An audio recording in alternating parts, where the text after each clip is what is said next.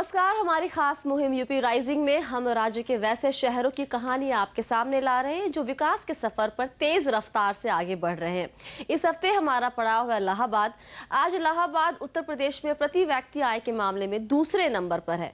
अपने सांस्कृतिक, धार्मिक और ऐतिहासिक महत्व को कायम रखते हुए ये शहर विकास के नए पैमानों और आधुनिकता के साथ कदम मिला रहा है। हम हैं इलाहाबाद में। कभी संयुक्त प्रांत की राजधानी रहा यह शहर देश की बड़ी राजनीतिक गतिविधियों का केंद्र रह चुका है। गंगा यमुना के बीच बसा इलाहाबाद आज भी अपनी बौद्धिक संपदा और धार्मिक महत्व के लिए मशहूर है। गंगा, यमुना और सरस्वती नदियों के संगम पर बसा इलाहाबाद उत्तर प्रदेश के बड़े शहरों में एक है। तीर्थराज प्रयाग के रूप में अपने धार्मिक महत्व के लिए पूरी दुनिया में विख्यात इलाहाबाद संस्कृतियों का भी संगम है। लेकिन अपनी धार्मिक और ऐतिहासिक पहचान से अलग इलाहाबाद विकास के आधुनिक पैमानों पर भी खरा उतर रहा है। आज यमुना पर बनाया गया ब्रिज शहर का नया लैंडमार्क बन गया है, जो भारत का पहला केबल ब्रिज है। शहर के इंफ्रास्ट्रक्चर को बेहतर करने के लिए दूसरे उपाय भी लगातार किए जा रहे हैं। रोड का चौड़ीकरण हो रहा है, तो अभी उससे थोड़ा इनकन्वीनियंस भी है आम जनता को, पर 2-3 महीने में जब ये रोड्स बड़ी हो जाएंगी, चौड़ी हो जाएंगी, तो उससे फ़ायदा होगा। नए सीवेज ट्रीटमेंट प्लांट आ रहे हैं, JNURM के तहत अच्छा यहाँ पे काम हो रहा है। आधुनिक समय में इलाहाबाद की एक बड़ी पहचान रहे हैं यहाँ के शैक्षणिक संस्थान। इलाहाबाद विश्वविद्यालय, Motilal Nehru national institute of technology, Indian institute of information technology और मोतीलाल नेहरू मेडिकल कॉलेज देश भर में अपनी बेहतरीन शिक्षा व्यवस्था के लिए जाने जाते हैं। देश को अव्वल दर्जे के कई राजनेता, प्रशासनिक अधिकारी, साहित्यकार और वैज्ञानिक देने वाले इलाहाबाद विश्वविद्यालय को आज भी शहर का गौरव कहा जाता है। ये अतीत का गौरव रहा है, वर्तमान में अपने गौरव को पुनः वापस करने और उसे संरक्षित करने का प्रयास कर रहा है और ये भविष्य की आशा है। इलाहाबाद ऐसा शहर है जिसने देश को सबसे ज्यादा प्रधानमंत्री दिए, जिनमें जवाहरलाल नेहरू, लाल बहादुर शास्त्री और इंदिरा गांधी शामिल रहे हैं। इलाहाबाद को केंद्र और राज्य सरकार के कई बड़े ऑफिसों के लिए भी जाना जाता है। यहाँ हाई कोर्ट के अलावा auditor general, UP education board, Uttar Pradesh police मुख्यालय और उत्तर प्रदेश लोक सेवा आयोग जैसे महत्वपूर्ण संस्थान हैं। लेकिन शहर से जुड़े लोगों का मानना है कि इलाहाबाद की क्षमताओं का इस्तेमाल अभी भी समुचित तरीके से नहीं हुआ है। हम अपने पूरे मूल्य, जीवन दृष्टि और अपनी जो विरासत है उसको भी ध्यान में रखें। और इलाहाबाद का विकास जैसा हुआ है और जिस तरह से हो रहा है, 4 प्रधानमंत्री देने वाला ये शहर, 5 ज्ञानपीठ पुरस्कार देने वाला ये शहर, अभी भी पर्यटन के मानचित्र पे ये नहीं है इलाहाबाद। तो मुझे लगता है कि ये शहर और विकास करे, पर्यटन के मानचित्र पे भी आए। तीर्थराज कहलाने वाले इस शहर में पर्यटन का सबसे बड़ा केंद्र है संगम, जहां हर साल माघ महीने यानी अंग्रेजी कैलेंडर के मुताबिक जनवरी में माघ मेला लगता है। 1 महीने चलने वाले इस मेले में लाखों श्रद्धालु संगम में स्नान करते हैं। साथ ही संगम पर माघ महीने में हर 12 साल पर कुंभ और 6 साल में अर्ध कुंभ मेला लगता है। दुनिया के सबसे बड़े इस धार्मिक आयोजन में करोड़ों लोग शामिल होते हैं। इन श्रद्धालुओं का शहर की अर्थव्यवस्था में बड़ा योगदान होता है। प्रति व्यक्ति आय के मामले में राज्य में दूसरे स्थान पर मौजूद इलाहाबाद में नैनी और फूलपुर इंडस्ट्रियल एरिया में कई छोटे बड़े उद्योग भी हैं। अपनी सांस्कृतिक धरोहर को संभालते हुए इलाहाबाद सिर्फ उत्तर प्रदेश ही नहीं, पूरे देश के तेजी से विकास करने वाले शहरों की सूची में शामिल होने को तैयार है। अतुल मिश्रा, इलाहाबाद। किसी भी शहर या इलाके की ग्रोथ के कई ड्राइवर होते हैं। उनमें सबसे अहम होता है एजुकेशन। अपनी बेहतरीन पढ़ाई लिखाई के लिए पूरे उत्तर भारत में विख्यात है इलाहाबाद। यहाँ राष्ट्रीय लेवल के कई नामी इंस्टीट्यूट हैं जो उच्च शिक्षा में अपनी अलग हैसियत रखते हैं। इलाहाबाद की बेहतरीन शिक्षा व्यवस्था का सबसे बड़ा प्रतीक है इलाहाबाद विश्वविद्यालय। कलकत्ता, बम्बई और मद्रास यूनिवर्सिटी के बाद यह देश की चौथी सबसे पुरानी यूनिवर्सिटी है। 322 एकड़ इलाके में बनी इलाहाबाद यूनिवर्सिटी का इतिहास 125 साल पुराना है और इसने देश को अव्वल दर्जे के कई राजनेता, प्रशासनिक अधिकारी, साहित्यकार और वैज्ञानिक दिए हैं। आज यहाँ 25,000 से भी ज्यादा स्टूडेंट पढ़ाई कर रहे हैं।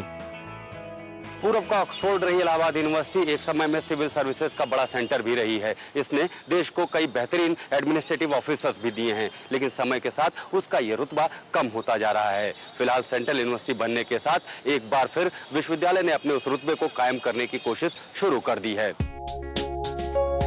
इलाहाबाद का Motilal Nehru national institute of technology यानी MNNIT शहर का एक और गौरव है।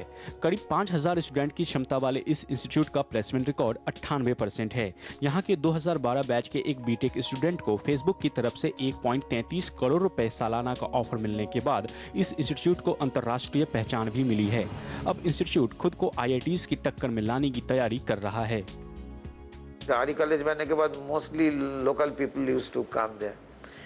अभी नेशनल इंस्टीट्यूट बनने के बाद स्टूडेंट्स भी हमारा पूरा कंट्री से मिल रहा, फैकल्टी भी रिक्रूट हो रहा, they are coming from different parts of the country. तो उसमें जो एक एक्सचेंज होता है that is a different kind of environment. Allahabad का Indian institute of information technology यानी IIIT देश में कंप्यूटर विषयों की पढ़ाई के लिए प्रतिष्ठित नामों में एक है। इसका एक और सेंटर अमेठी में भी है। IIIT में कई इनोवेटिव कोर्स शुरू किए गए हैं। इंस्टीट्यूट के मुताबिक सरकार को शहर में IT को बढ़ावा देने की कोशिशें तेज करनी चाहिए। जरूरी है कि हम लोग प्रयास करें, इसमें टेक्नोलॉजी पार्क बने, IT पार्क बने, ताकि MNIT है, IIIT है, खासकर इधर जो इनोवेटिव आइडियाज़ है उसको वो पार्क में साकार देने में जगह मिले।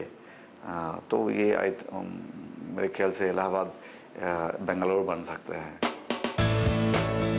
इलाहाबाद के एजुकेशन सेक्टर को एक और आयाम देता है यहाँ का कोचिंग बिजनेस।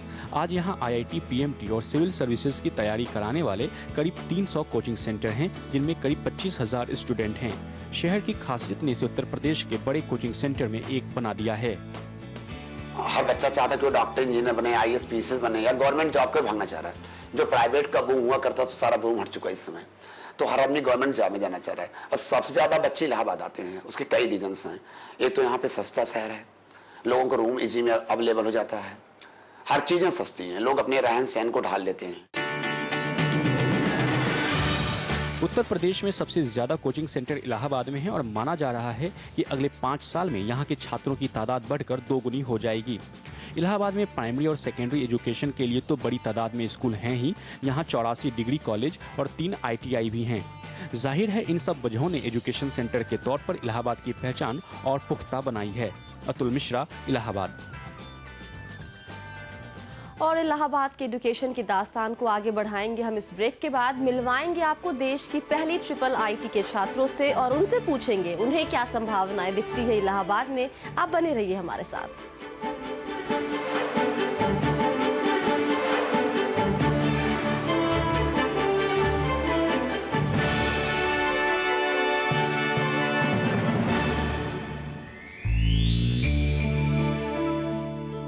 हम इलाहाबाद को अगले 10 सालों में एक जो है कि मैं तो कहूँगा कि one of the best city of the UP और ये देश के मानचित्र पर दिखाई पड़े। शिक्षा के क्षेत्र में तो दिखाई पड़ेगा ही पड़ेगा, इसमें कोई दो राय नहीं है और आज भी है।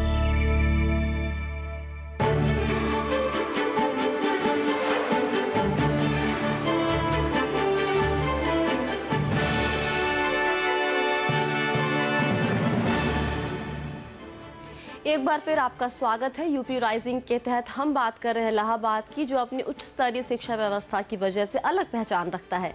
हमारे संवाददाता अतुल मिश्रा ने बात की इलाहाबाद के IIIT के कुछ छात्रों से और उनसे ये जाना कि इलाहाबाद में उन्हें आगे बढ़ने के कितने मौके दिखते हैं।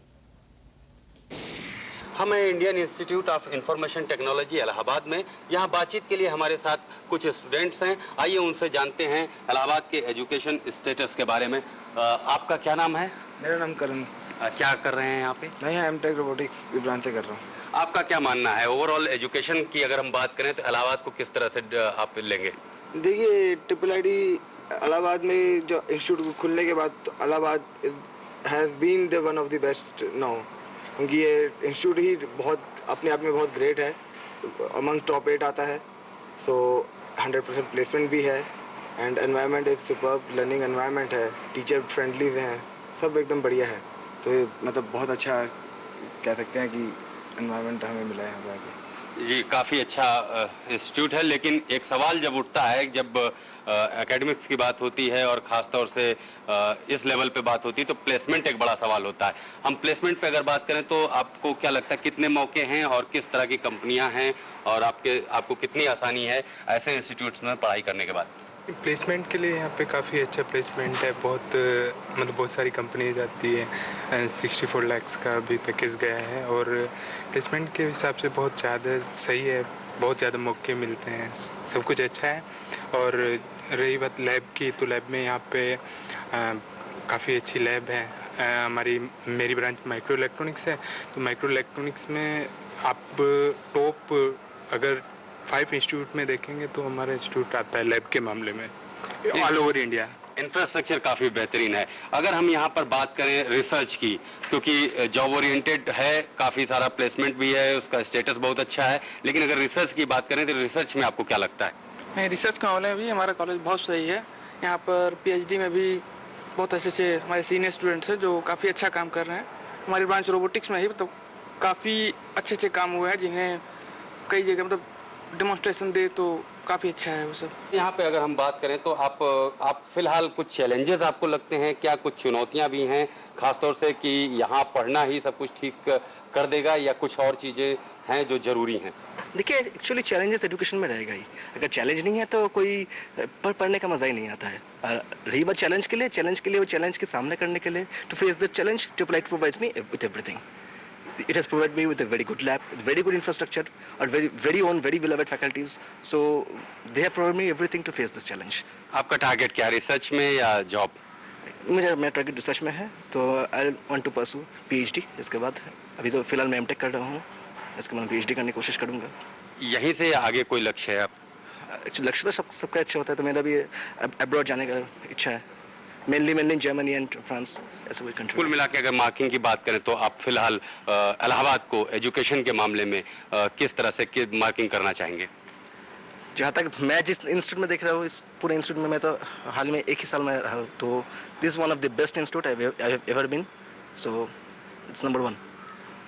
आपने देखा कि यहाँ के स्टूडेंट्स काफ़ी इस मामले में आश्वस्त हैं, इंफ्रास्ट्रक्चर के मामले में, रही बात प्लेसमेंट के मामले में, और साथ में ही क्वालिटी एजुकेशन के मामले में।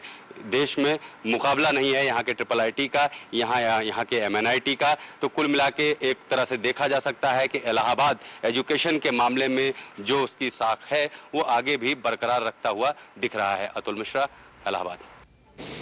और इंडस्ट्रियल डेवलपमेंट की बात की जाए तो इलाहाबाद का नाम काफ़ी कम लोगों के जहन में आता है।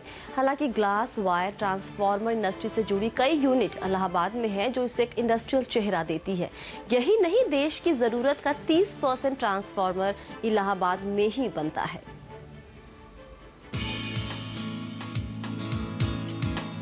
इलाहाबाद औद्योगिक नक्शे पर तेजी से उभरने को तैयार है। यहाँ नैनी, फूलपुर और फाफामऊ 3 इंडस्ट्रियल एरिया हैं, जिनमें नैनी सबसे बड़ा है।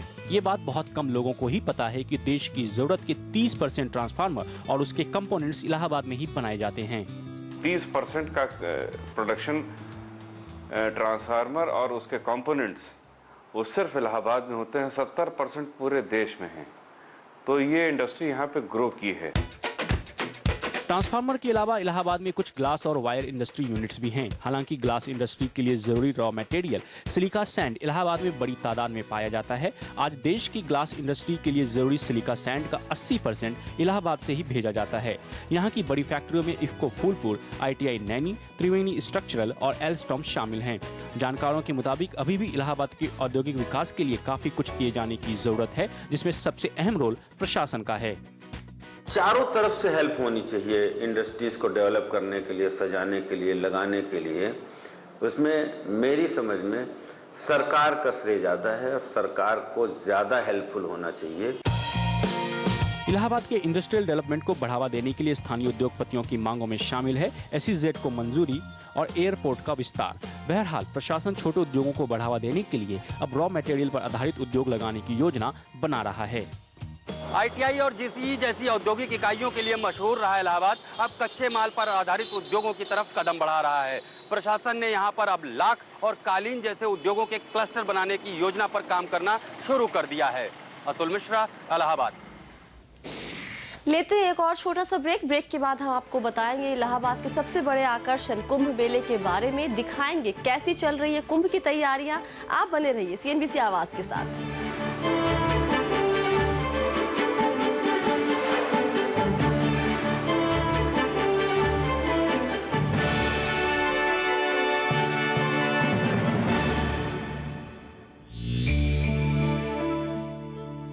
नई पीढ़ी आ रही है, वो अपेक्षाकृत ज्यादा जागरूक है, ज्यादा सतर्क है, सजग है और मतलब दिल्ली बंबई की ओर देखना तो उसका एक सहज स्वभाव है, लेकिन वो अपने शहर को प्यार करती है। अपने शहर को प्यार करने के क्रम में ये बौद्धिक संपदा क्षीण होने की स्थिति में भी संभल जाएगी, ऐसा विश्वास है।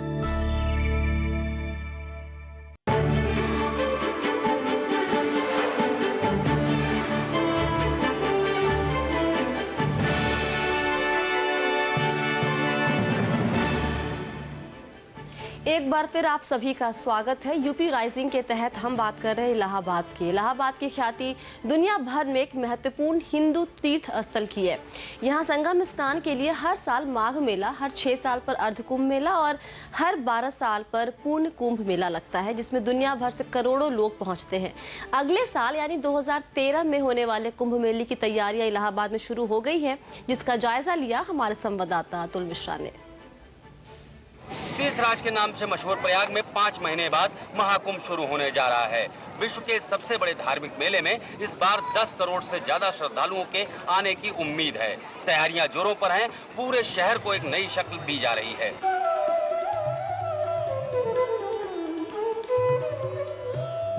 कुंभ की तैयारियों के लिए इलाहाबाद का पूरा प्रशासन एकजुट होकर काम कर रहा है। करीब 50 वर्ग किलोमीटर इलाके में फैले मेला क्षेत्र को श्रद्धालुओं के रहने लायक बनाने का काम अभी से होने लगा है। सिर्फ मेले की तैयारी पर करीब 300 करोड़ रुपए का खर्च होने का अनुमान है। इसके अलावा शहर में नई सड़कें, नालियां और चौराहों को बनाने का काम भी चल रहा है। ये सब मिलाकर 1000 से 1200 करोड़ रुपए का खर्च होने का अनुमान है। ये सारी तैयारियां इस तरीके से हो रही हैं कि कुंभ स्नान के लिए आने वाले करोड़ों श्रद्धालुओं को कोई दिक्कत ना हो। हम मान करके चलते हैं कि जितना पिछला अनुमान था उस अनुमान से तो कम संख्या नहीं आएगी। तो हम लोग जो भी तैयारियां कर रहे हैं वो ये मान करके चल रहे हैं कि मैक्सिमम 3-3.25 करोड़ की भीड़ एक दिन में स्नान करने के लिए यहाँ आ सकती है। इस बार कुंभ मेला तैयारी के खर्च में JNNURM और national Ganga river mission authority का खर्च भी शामिल है। कुंभ मेला इलाहाबाद में आकर्षण का सबसे बड़ा केंद्र है और इस दौरान यहाँ की आबादी विश्व में एक शहर की सबसे ज्यादा आबादी होती है। जहाँ प्रत्येक वर्ष माघ मेला जो होता है वो भी कुंभ के समान होता है। जो यहाँ का कुंभ मेला होता है वो पूरे विश्व मेला के समान होता है। कहा जाता है कि उस कुंभ के दौरान में पूरे विश्व में एक शहर में जो सबसे अधिक जनसंख्या होती है वो प्रयाग की बनती है। कुंभ मेले की तैयारी और इलाहाबाद में इस दौरान आए लोगों के लिए समुचित इंतजाम अपने आप में एक रिकॉर्ड से कम नहीं है और यही कुंभ इलाहाबाद के हजारों लोगों के लिए रोजगार का जरिया भी है।